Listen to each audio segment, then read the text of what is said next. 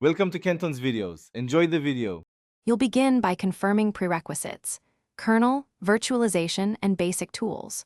First, add Docker's GPG key and repository so your package manager trusts official releases. This prevents signature errors later.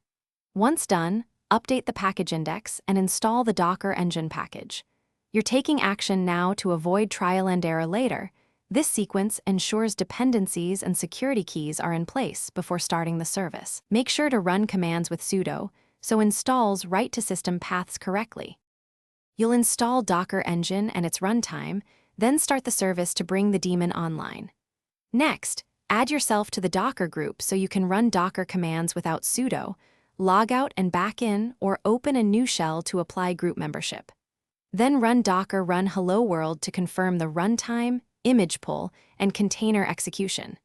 If the test fails, check Docker daemon logs with journoctl and confirm containered is running. These steps show both how and why each action validates the setup. You'll run a real container, pull an image, start it detached, and map ports so services are reachable. Once running, use Docker PS and Docker logs to monitor health, and Docker stop/remove to iterate quickly.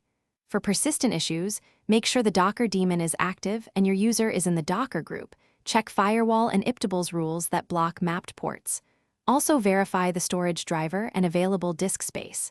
If networking fails, restart Docker after adjusting rules. That usually resolves common problems. Thanks for watching. Consider subscribing if we helped you.